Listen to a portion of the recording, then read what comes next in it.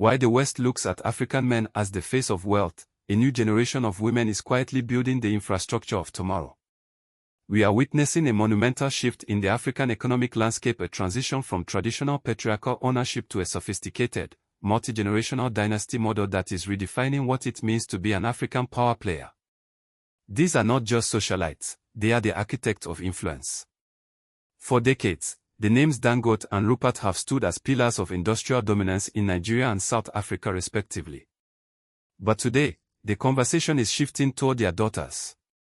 Why? Because these women represent the fusion of heritage and modern global strategy. In this analysis, we aren't just looking at bank accounts, we are looking at the strategic expansion of African capital into new sectors like tech, media, and cross-border trade. We will explore how these heiresses are positioning themselves as the gatekeepers of the next era of African prosperity. To understand their position, we must first look back at the foundations. The Dangote empire is built on hard assets: cement, sugar, and refining. It is a legacy of industrial grit. Similarly, the Rupert empire has long dominated media and mining in South Africa. These families didn't just build businesses, they built ecosystems. For years, these empires were shielded from global scrutiny by their massive scale. However, as the 21st century progresses, the soft power of these dynasties is becoming more visible. The daughters are now entering the fray, bringing a different perspective to executive leadership, one that prioritizes brand equity and international integration. These women are navigating a world where African capital is no longer seeking permission from the West to exist. They are creating networks that bypass traditional Western intermediaries. This is the heart of the Africa Rising narrative, the ability to own the means of production, distribution, and communication within our own borders. Like this video help more Africans see this story. Let's break down the key players. In Nigeria, the Dangote legacy is expanding into a powerhouse that fuels nearly every facet of daily life for millions. The involvement of the next generation ensures that these massive industrial machines stay fueled by modern innovation.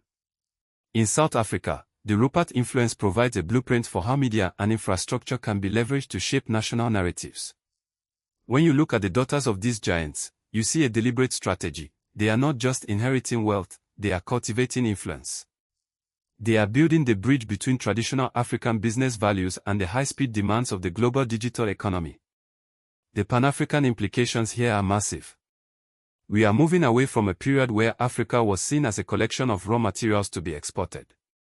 Instead, we see an era of internal value creation.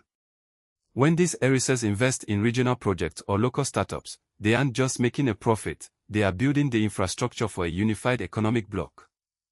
They represent the new African elite, those who understand that Africa's greatest strength lies in its ability to leverage its own resources to create homegrown solutions.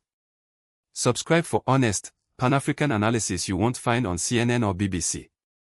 The reason some Western analysts struggle to quantify this power is that it isn't always visible on a stock ticker. It is found in the networks of influence, the cultural impact, and the strategic positioning within the African Continental Free Trade Area. These women are at the forefront of that movement. What does this mean for Africa's future? It means we are moving toward an era of economic sovereignty. When the leaders of the next generation possess both the capital and the cultural literacy to navigate global markets, the dependency model of the past begins to crumble. We aren't just dreaming of a rising Africa, we are watching it be built by those who have the resources to make it happen. The Dangote and Rupert legacies are not just stories of wealth, they are blueprints for African dominance in the 21st century. As we look ahead, the question isn't whether these empires will continue, but how much further they will expand as they integrate more deeply into the global market. The era of the passive heir is over, the era of the strategic leader has begun. Check out this next video where we break down how African tech unicorns are disrupting the traditional banking systems in Lagos and Nairobi. We need to stay informed on these shifts to understand our true position on the global stage. What do you think?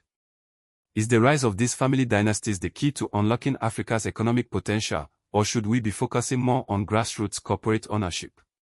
Comment your thoughts below. Let's start a real conversation about our continent's future.